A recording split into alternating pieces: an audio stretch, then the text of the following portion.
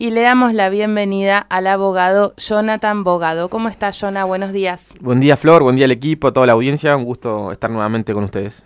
Muy bien, una jornada arrancando ya la semana, una jornada de movilización en todo el país donde se está reclamando por las fuentes laborales, por la cantidad de despidos que ha habido también a nivel nacional. Y si tenemos que hablar de derechos ciudadanos, tenemos que hablar del derecho al trabajo, del derecho a la huelga, del derecho a manifestarnos. Hay un antecedente que está preocupando y que tiene que ver con esta reforma laboral que se ha llevado adelante, o por lo menos se ha aprobado, no sé si ya está de lleno, digamos, implementándose, pero se ha aprobado una reforma laboral en Brasil. ¿Cuáles son las implicancias en nuestro país? Bueno, como bien lo decías, Brasil es un socio comercial muy importante para la Argentina y en términos políticos hoy es de alguna manera un aliado de los gobiernos nacionales ejecutivos. La reforma de Brasil en el ámbito laboral es un antecedente muy fuerte para todo lo que es el avance de estas flexibilizaciones que se están justamente realizando en torno a los derechos de los trabajadores. Así que todo lo que es el movimiento obrero organizado, los sindicatos ven con mucha preocupación esta modificación que existió en el derecho laboral brasilero, porque muchas veces es contagioso, tanto lo que pasa en Argentina para luego Brasil y lo que pasa en Brasil para luego suceder en Argentina. Se van marcando precedentes, ¿no? De alguna manera. Así es, exactamente. Así que bueno, insisto, los sindicatos han visto con ojos muy cuidadosos la reforma, porque lamentablemente tuvo mucha incidencia esa reforma en los derechos de los trabajadores y implicó una flexibilización muy importante. ¿Qué significa que haya una flexibilización? Y bueno, significa que justamente que los derechos que están adquiridos en torno a la normativa jurídica laboral se empiezan a debilitar.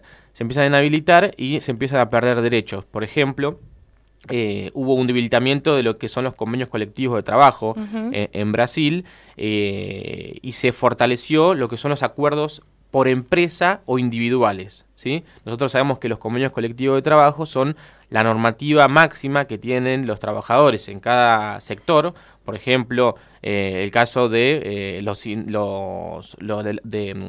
petroleros, ¿no? Sí. Se establece un convenio colectivo para todos los trabajadores del petróleo con un piso de derechos. Sobre ese piso no se puede bajar, las empresas petroleras tienen que respetarlos en toda la República Argentina. Entonces, en el caso de Brasil era lo mismo, pero ¿qué pasó? Al flexibilizarse y debilitar los convenios colectivos, priorizaron y dieron lugar a los acuerdos individuales, que individuales hasta pueden ser individuales por persona o por empresa. Entonces, ¿qué hacen? Debilitan la negociación, porque si nosotros negociamos como sindicato todo un sector petrolero, es una cosa la fortaleza que podemos tener, y otra cosa muy diferente es que un grupo de trabajadores, por ejemplo 10 personas que trabajan en el petróleo, negocien con su empleador de la empresa las condiciones de trabajo. Eso hace que la negociación sea dispar. Claro, puede creer un trabajador o un grupo de trabajadores pueden creer que de esa manera el beneficio va a ser mayor y por eso se lleva adelante la negociación así. No, en realidad eso es una decisión cuasi unilateral del gobierno, del Poder Ejecutivo. Es como lo que está, por eso el reclamo que hoy se va a dar en todo nivel nacional de las centrales obreras, porque justamente el gobierno nacional lo que amenaza es que al no llegar a un acuerdo con los sindicatos va a establecer una reforma laboral a través de decretos de necesidad de urgencia. Entonces ahí está el riesgo, es decir, si ustedes no aceptan lo que nosotros queremos implantar, teniendo el antecedente de Brasil, vamos a hacer la reforma, vamos a sortear el Congreso de la Nación y vamos a hacer la reforma a través de decreto. Por lo cual, los sindicatos están totalmente convencidos de que el debilitamiento de los convenios colectivos es en detrimento de los derechos del trabajador y no aceptan esa flexibilización del convenio colectivo. En el caso de los maestros, de las maestras, justamente se viene reclamando desde el inicio de año, desde febrero aproximadamente, esto de la paritaria a nivel nacional, ¿no? Y el argumento del gobierno, encabezado por el presidente Mauricio Macri es que son las provincias las que tienen que resolver esto de los aumentos salariales en el caso de la educación. Con esta flexibilización o con medidas que tiendan a la flexibilización, ¿habría áreas nacionales que pasarían directamente a las provincias? Puede ser. La idea justamente es ir achicando, ir especificando la negociación para debilitar el conjunto. Entonces, esto es claro, es decir, cuando uno negocia de forma colectiva, la presión del trabajador es más grande. Ahora, si voy a negociar individualmente, puede ser que ese individuo sea más fuerte que el de al lado, entonces saque mayor beneficio. Pero aquel individuo más débil, evidentemente va a recibir una menor retribución de esa negociación. Sale perdiendo. Exactamente. Acá es eso. Pero, por ejemplo, cosas puntuales que se han reformado en Brasil para tener en cuenta lo que puede suceder acá, es la habilitación de jornadas laborales de 12 horas. Nosotros sabemos que la jornada máxima laboral es de 8 horas. Bueno, en Brasil se ha habilitado luego de esta reforma la posibilidad de trabajar 12 horas de jornadas laborales de 12 horas. Eso es un retroceso importantísimo y hasta arcaico, diría, desde el punto de vista laboral. La verdad que es preocupante. Y después, por ejemplo... Retrocedemos 100 años, ¿no? Sí, exacto, más o menos. Después, para el fraccionamiento de las vacaciones. Nosotros sabemos que las normas de derecho laboral establecen un mínimo de vacaciones y hasta un máximo dependiendo de la antigüedad del trabajador, ¿no? Y del convenio colectivo. Pero la ley del contrato de trabajo establece mínimos, son pisos. Después los convenios mejoran.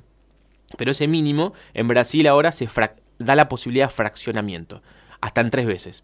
Entonces vos decís, tenés un mínimo tal vez de 12 días, supongamos. Según la antigüedad. Claro, según la antigüedad, 12 días. Entonces la empresa te puede decir, no, bueno, te vas a tomar 3 días ahora en julio, 4 días en enero y 4 o 5 días más en agosto abril. del año que viene. O sea, el descanso, que es en definitiva la vacación del trabajador, tener 3 días de descanso no es lo mismo que tener una semana completa, fraccionada, no es lo mismo.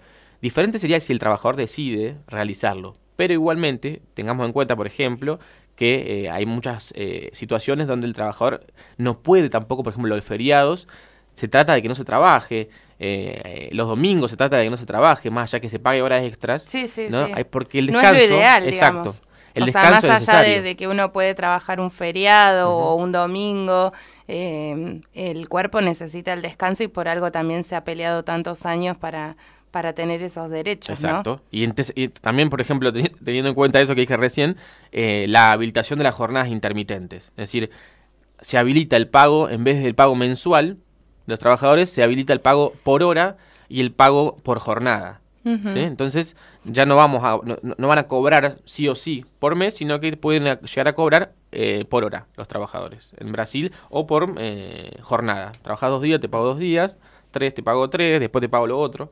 Entonces es una complicación. Da la sensación que se va avanzando en esto de no es solamente flexibilización, sino que la flexibilización trae aparejada una precarización, ¿no? Exacto, claro. Bueno, la flexibilización de la norma laboral, lo que produce justamente es esto, un debilitamiento de los derechos. Indiscutiblemente no es otra cosa que eso, es flexibilizar la normativa jurídica para justamente poner en desigualdad de condiciones al trabajador y al empleador. Entonces, esto es lo que se está discutiendo en Argentina hoy, si vamos hacia una semejanza con la normativa de Brasil o seguimos resistiendo en el derecho laboral argentino con todos los avances que hemos tenido desde el punto de vista normativo y que ha de alguna manera visto aplicado en los derechos de los trabajadores. Totalmente. La verdad que es una preocupación importante que se tiene tanto desde los abogados en relación al derecho laboral